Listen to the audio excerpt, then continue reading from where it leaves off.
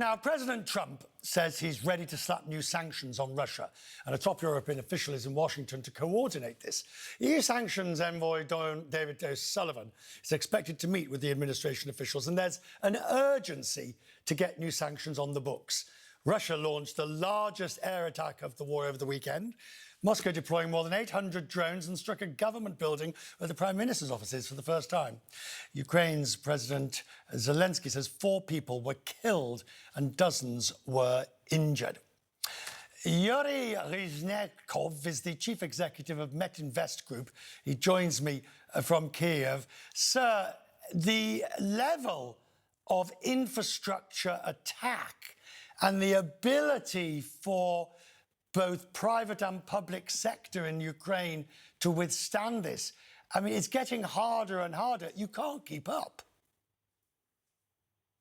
Well, unfortunately, this goes on now for the 4th year into the war, and so far Ukraine has been able to pull itself together and recover from most of those attacks. Unfortunately, the latest one also injured some of our employees at their homes in Zaporizhia region and in Kryvyi Rih. So yes, this is pretty hard, but the country is still functioning. The business is still functioning. We're still working towards the victory. I mean, are you able to keep producing?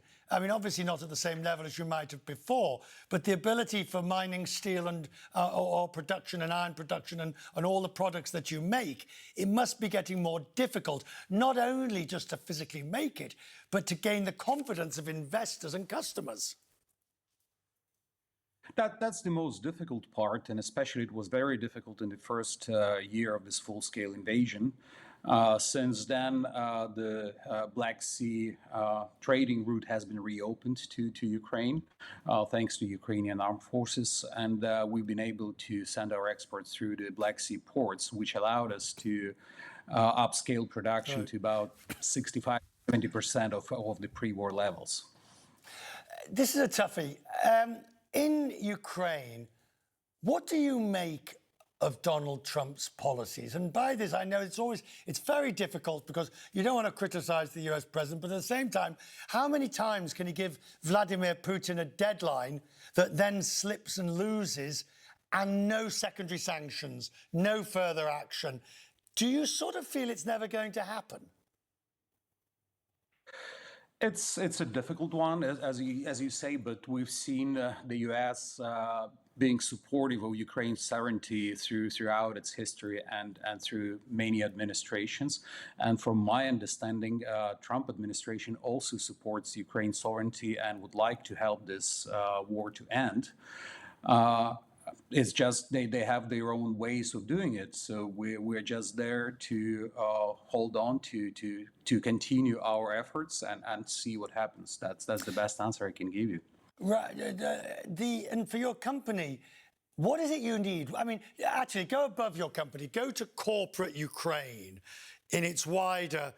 I realise you're not the official spokesman for corporate Ukraine, for the Chamber of Commerce of Ukraine, but you get my point. What is it you need? Is it financing? Is it export guarantees? Is it? I mean, what is the true difficulty for large-scale corporations now in Ukraine?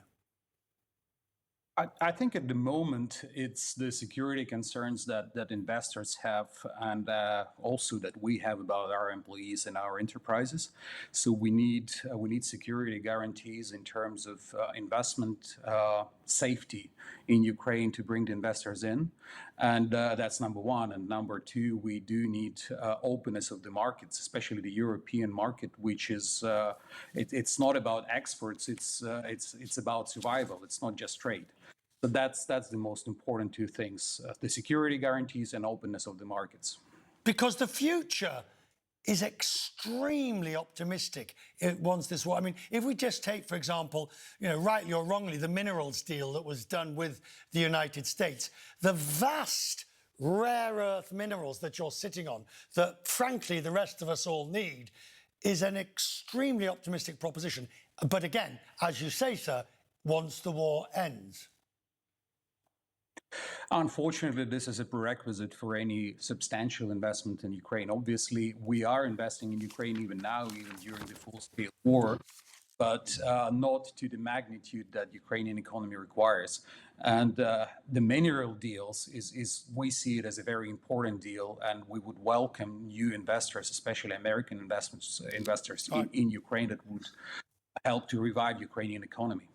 I always say our next interview, please God, will be in Kyiv. Hopefully we'll be there with you and we'll be able to talk to you on your own home turf and talk about these issues as well. I'm grateful to you, sir, for joining us tonight. Questions Business, thank you.